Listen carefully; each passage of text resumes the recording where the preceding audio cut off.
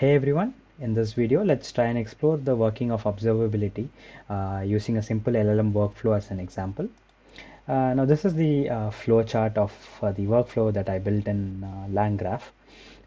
It starts with taking in two inputs, a short CV summary and a job description. At the first step, or a node in case of LangGraph, the LLM analyzes the CV summary and extracts the key skills from it. In the second step, it extracts the key skills from the job description. At the third step or node, it compares the two and finally outputs the missing skills. Now, sure, you can combine all the three nodes or steps into a single one, and it would more or less work the same. But from a production point or from when you want to scale the app further, it's a good practice to separate each step into a node of its own, because that way you can bring in an app like LangSmith to see where the app has gone wrong or which step has gone wrong, what the input and output from each step is, and so on.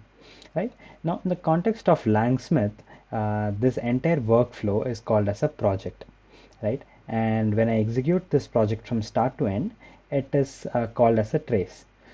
And individually, each of this node is called as a run. So in summary, multiple runs form the trace. And each time I execute, it is created as a separate trace and resides within the entire project. Now going back to LangSmith, I have some projects here under observability. Let's open one. And here you have the multiple traces of the project, and let's open one of them. Here you'll see the individual runs of the execution, right? Some things that you can see here is obviously the name of the execution, or the name of the trace, the input, output, the start time. Latency is basically how much time it has taken to run. You can see some of them has taken lesser time, some has taken a decent amount of time, while the others has taken a considerable amount of time. So you can try and find out these things. The token usage, the cost of the underlying LLM. Here I'm using OpenAI's models, so there is some cost associated with it. The tags, metadata, and so on. So what we'll do is we'll try and run an execution and see how it shows up here. So what I'll do is I'll delete this project, and let's meanwhile go and go to VS Code where I've coded the workflow. It's in LangGraph. We need not try and understand this, but what's important is that in the input data, it takes in two details: CV text and the job description. It's basically a summary, something along the lines of data analyst with experience in finance domain, proficient and so on, right? And job description is something I pulled out from one of the jobs in LinkedIn. Um, it states something related to what skills are required: SQL, Python, visualization tools, and so on. Right now, if I run this app, let me just check if the project is deleted. Right. So if I run this app, it's gonna take 3-4 seconds to run.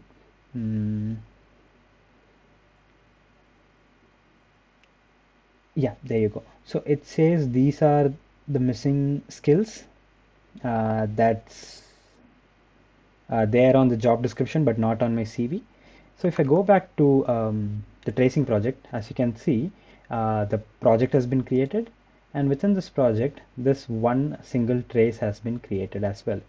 If I go into this, firstly, at the overview level, it tells me what input and what output has uh, come out of this workflow. But individually, I can jump into each of this run. Right now, the first part is the CV.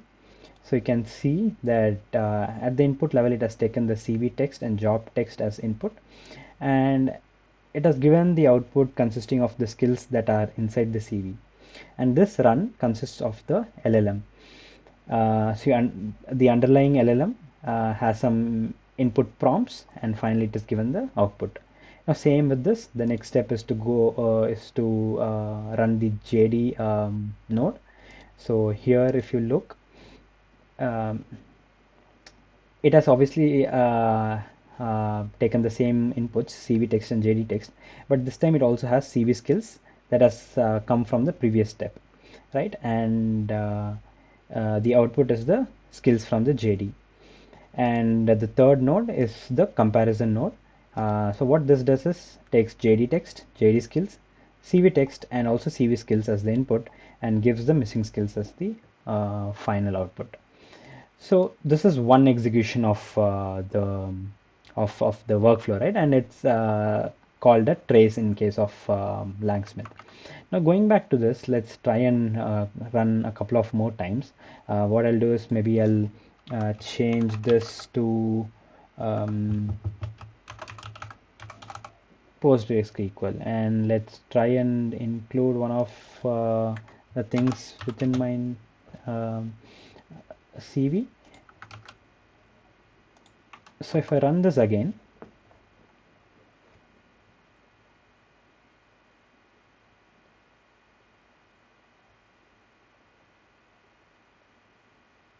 yeah, there you go. Okay, so it has not quite picked up PostgreSQL, but it has removed R and Tableau.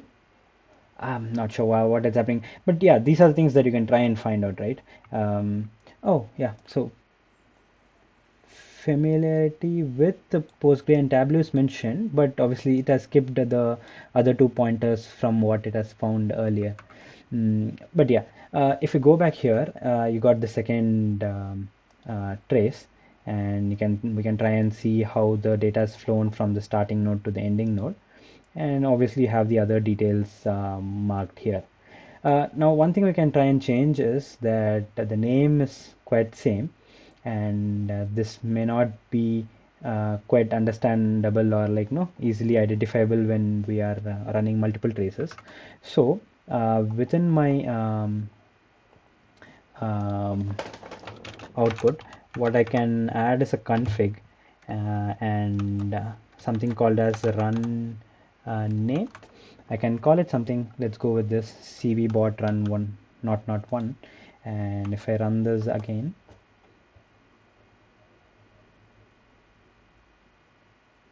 there you go. This time I think we've got a clean output that's missing. Um, but if you go back here to LangSmith, you can see that the name is the custom name that we have used. The latency is quite decent as well this time. It has just taken a couple of seconds to execute. So one more thing that when you go inside, you can notice is the metadata. Right? By default, it has taken the project name, some things about the library and the versions and so on. But individually, if you go into the LLMs, it has got some more details. It has got details like the model type, the model name. So I've used GPT-4o model, so that gets stored here. I'll tell you why this is useful, metadata. But one more thing that we can do here is also to add our own custom metadata, right? So in the config, we can also add something called as metadata. Yeah, let's just go with project CV bot, right? And maybe something else. Yeah, let's go with this owner. I'll add my name here. If there are multiple people working on this project and each one has to add its own metadata, they can do so. One more thing I can add here is something called tags, but I'll not go with this. I'll call it, let's say, QA. Yeah, this should be good. And let's try and run this, and I'll show you how or where it ends up showing. Yeah, we got the same output, but yeah, this time we got an additional line. But see, these are the things that you can try and figure out, right? When you're trying, when you want to optimize your app. When I go back here, yeah, I didn't change the name, so it ends up being the same. But when I go inside and look at the metadata, this time I've also got some additional details that I put in earlier. If I go to the earlier run, this wasn't the case, but in this time, these additional details have now gotten added, right? And if you look at the tags, you can see that the tag was added here. Now these tags and metadata are important in the sense that you can filter them to output these specific traces. So let's say I'm doing some tests and I tagged it as QA.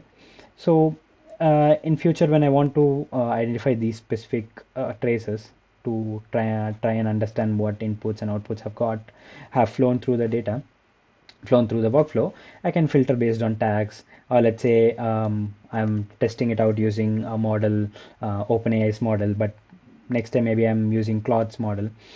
So I can filter them based on the model name, so, to try and identify what I want to work with, right?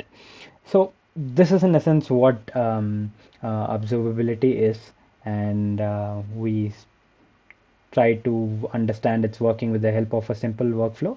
Now in the future videos, I'll try and we'll try and explore some RAG based chat bots, some tool callings, multi-conversation apps, and see how we can make sense out of the data using LangSmith. But yeah, that's about it. Thank you.